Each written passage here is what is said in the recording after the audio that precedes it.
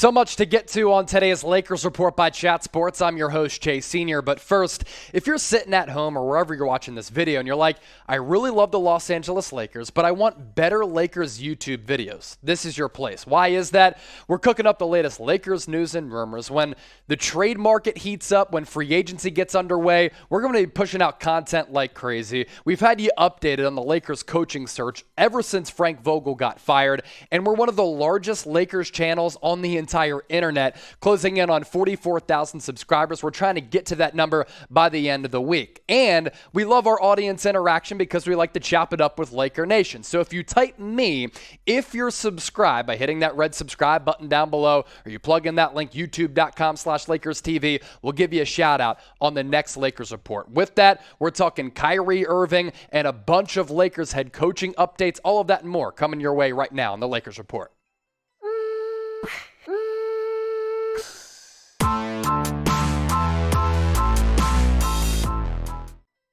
All right, welcome into the Lakers Report by Chat Sports. Hope all of you had a fantastic weekend. We start off with Kyrie Irving. This is something that Kendrick Perkins had talked about. He went on ESPN, and by the way, I think he's one of the best ESPN NBA analysts. And he said last week, I would trade Kyrie Irving for Anthony Davis. And I think it would benefit both ball clubs, both Los Angeles as well as the Brooklyn Nets. According to reports, the Lakers did explore a trade deadline move for Kyrie Irving, which would have been fascinating for a variety of reasons. He would have teamed back up with LeBron James, and he does have a near $37 million player option for this upcoming season. So if he opts in, he'll be back in Brooklyn. He can get traded. If he opts out, he becomes an NBA free agent. So Ian Begley of SNY kind of expanded his thoughts on Kyrie Irving and said this. Several outlets, including SNY, reported that the Nets had been open to talking to teams about the potential Kyrie Irving trade during that time. Obviously, nothing came to fruition, but some members of the Lakers organization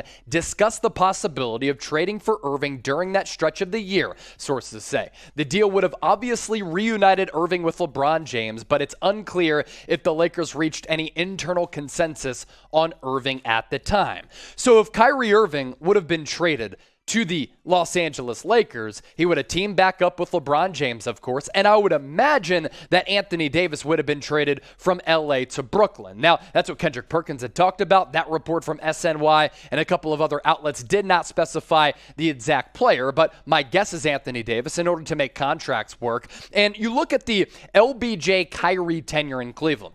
It was successful because they brought Cleveland its first championship in franchise history, finals appearances in all 3 years that they played together. They won that title coming back from 3-1 against the dynastic Golden State Warriors during the 2015-16 season, and both LeBron and Kyrie were fantastic. They coupled and came together to really have a dynamic relationship on the floor. LeBron's numbers, absurd, nearly 26 points per game, 7.5 boards, 7.5 dimes. And Kyrie, when he was a young player coming out of Duke, was doing a lot of the same things that he's doing right now, twirling and finishing amongst the trees, able to hit a bunch of crazy jump shots and have one of the best handles that we've seen in the history of the NBA. There is this, though. We know that the relationship between KD and Kyrie is very, very close. So the Nets are looking to extend Kyrie Irving. Sean Marks and Steve Nash are going to be speaking with the media on Tuesday. So I'm interested to see what comes out of that. If they get asked about Kyrie Irving, is Steve Nash going to leave Brooklyn? Who the hell knows what's going to happen and go down? But Kyrie is eligible for a 5-year deal worth up to $246 million if he does decline that option and decides to sign long term. But signing and tying your future to Kyrie Irving is certainly a little bit daunting considering his lack of availability over time, and you never know what's going on in between the ears of Kyrie Irving. A brilliant basketball player who's a little bit flaky off the floor, and because of that has been rendered somewhat inefficient. And there's been a lot of instability around Kyrie Irving in his tenure, not only with the Brooklyn Nets, not only with the Boston Celtics, also with the Cleveland Cavaliers. The story on Kyrie is out there, a future Hall of Famer, a special talent, but a guy who can be confounding and confusing at times. So let me know. I want to hear from you, Laker Nation, in the comment section right now. If you're new to the show, we love to hear from you in the comment section because we go back and we're able to chop it up and talk some hoops with you. Any any interest in a LeBron-Kyrie reunion, type Y for yes or type N for no. That'll be the pinned comment on today's video. So if you get hit with that YouTube ad break, just scroll on down and get your votes in. So you look at the numbers of what Kyrie's been able to do with the Brooklyn Nets. He's been great on the floor under one caveat: when he's actually on the floor. There was the vaccination issue. There was a time 2 years ago when he didn't even inform Steve Nash that he wasn't going to be playing games for a little bit of a stretch because he was dealing with some personal issues, the flat earth theory, all of that and more. But he is just an absurd basketball player with the Nets over 3 years. The numbers have been great. Now, he's come up short in some playoff games with Brooklyn as well as with Boston. That Boston flameout was really, really ugly, and the shooting splits also very good considering the volume at play. Nearly 21 field goal attempts per night. He's connected on 49% of his field goals, nearly 41% of his three-point attempts from the three-point line, and he's always very, very good and efficient from the free throw line. Obviously, those numbers are really appealing. Kyrie playing with LeBron is also appealing because, of course, he's a lot younger than LeBron James, and he's not afraid to carry and shoulder the offensive load, as evidenced by the numbers on your screen right now. And if you were to play with LeBron, if LeBron's on the floor, that's great. They can work their magic in a little 1-2-man game, but also if LeBron were to miss some time because of load management, or if LeBron were to get injured, Kyrie can do a good job of carrying the team offensively. Here's the problem, though. If LeBron's out, if they hold on to Anthony Davis somehow, Kyrie Irving has also been injury prone. That goes to the lack of availability. Kyrie has never played a full regular season in his entire career. And over the last couple of years, he's missed a lot of time, missing at least 15 games over the last 5 years per season. So there's an average there that is a little bit troubling for Kyrie Irving, on top of the non-injury issues which have led to him being unavailable for his respective teams over the years. I love the player in Kyrie. The ball on a string, with the handle. His ability to break guys down off the dribble, to score from all three levels, to generate offense for himself and others, and his finishing ability at the rim is some of the best that I've ever seen from a guard in the history of the NBA. We're talking about a player who was one of one in terms of the skill set. We're also talking about a guy who's one of one for the flakiness that has followed him throughout his NBA career as well. AD for Kyrie. Now, I touched on this a little bit earlier about Kendrick Perkins and what he said about trading AD for Kyrie Irving and it working out for both parties. That's what's coming up because Kendrick Perkins wants to see it happen, and I'm sure a lot of Laker fans want to see it happen as well. That's coming up around the corner. But first, let me hear from you. Let's get ready to rumble, baby. Yes, you can catch our Lakers Report content here on YouTube. We're also on Rumble, and we are 14 people away from reaching another milestone on the Rumble app of 1,500 subs. Sometimes we put videos exclusively on Rumble. Sometimes we'll go live exclusively on Rumble. That's a reason, and a couple of reasons why you got to follow us on the Rumble app. Just use that link down below, rumble.com/LakersTV. Follow us on Rumble. Let's get to 1,500 followers as soon as possible. The aforementioned Kendrick Perkins soliloquy on trading AD for Kyrie. He said this on ESPN.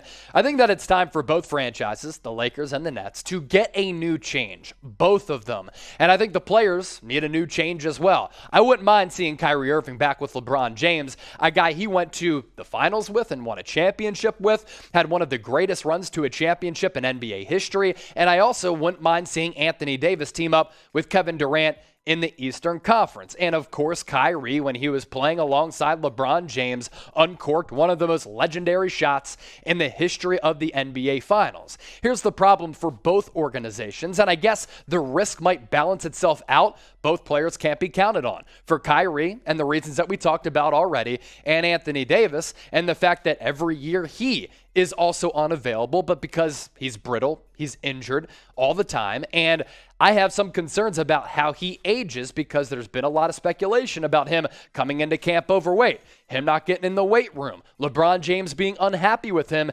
because he's come into camp supposed to be the next heir apparent of this Lakers franchise and hasn't been prepared to take the reins from LeBron, and then he gets injured all the time. So both players cannot be counted on, but is that a calculated risk that the Lakers are willing to take and the Nets are willing to take to get rid of the respective baggage that both franchises have and hit the reset button to a certain degree, but it's also rare that you can hit the reset button by exchanging superstar players to the caliber of Kyrie and Anthony Davis. This is a very tricky question, and because of that, I want to hear from every single person watching today's show. Better fit with LeBron James. Who is it? Is it Kyrie? Is it Anthony Davis? Let me know in the comment section by typing KI for Kyrie or AD for Anthony Davis. Appreciate all of you for rocking and rolling with us here on the Lakers Report. I am your host, Chase Senior. Don't forget to follow us and subscribe on all platforms. Let's get to the latest on the Lakers head coaching search. Mark Jackson not getting the job with the Sacramento Kings. Instead, it's going to go to Golden State assistant, former short-time Lakers coach who took over for Phil Jackson many years ago, Mike Brown. So will this head coaching drought continue for Mark Jackson? That's what I want to talk about first because of Mike Brown signing on with the Sacramento Kings on a 4-year contract to try to bring the Kings out of really just the depths of the NBA basement. Mark Jackson, is he not going to get a head coaching job yet again? Hasn't been able to get a job since getting fired by the Golden State Warriors, and will that continue? Because it looked as though he was going to be one of the leading candidates for that Kings job. Instead, they go Mike Brown instead of Mark Jackson. They go with a guy who's currently employed by the Golden State Warriors instead of a guy who's not currently coaching with ESPN. Here's the other update. The Lakers have completed coaching interviews with a couple of guys. The aforementioned Mark Jackson, Darvin Ham, the assistant coach for the Milwaukee Bucks, Mike Budenholzer's right-hand man, Terry Stotts over the weekend, as well as Adrian Griffin, the former Maverick who won a championship or went to the NBA Finals back in 2006 with Dallas, is the father of AJ Griffin, who's going to be a first-round pick for Duke and current assistant of the Toronto Raptors. So Marc Stein catching us up on basically everything, including Doc Rivers. Sources maintain that the Lakers search is moving deliberately, at least in part because LA wants to see if Philadelphia's Doc Rivers or Utah's Quin Snyder makes it to the open market this offseason.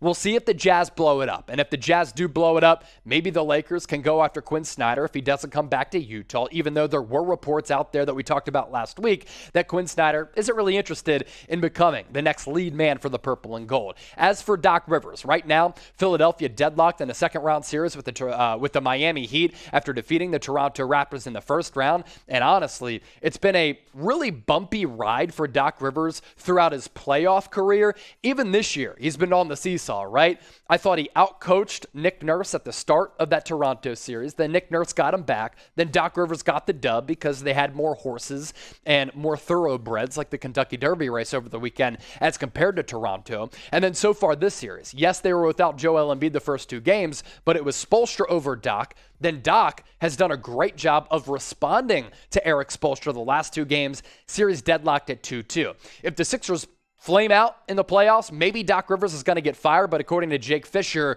they're still in line as far as their thought process is Doc Rivers and the Sixers organization. But I've always said this. Daryl Morey did not hire Doc Rivers as a head coach. So I'm not sure about his long-term standing with this organization because I don't think Daryl Morey is going anywhere. Last question for the audience. Who do you not want as the Lakers' next head coach? We've asked you plenty of times. Who do you want to be the Lakers' head coach? Who do you not want to be the next Lakers' head coach? Let me know in the comment section right now. Also, another reminder, subscribe to the channel, youtube.com/LakersTV, or even easier, hit that red subscribe button down below. At the start of the show, I listed all the reasons why you got to subscribe to the channel. Hopefully, I convinced you throughout this show. Hopefully, you loved hearing my pipes and seeing my pretty face, even though a lot of you call me ugly. Either way, thank you for watching the show.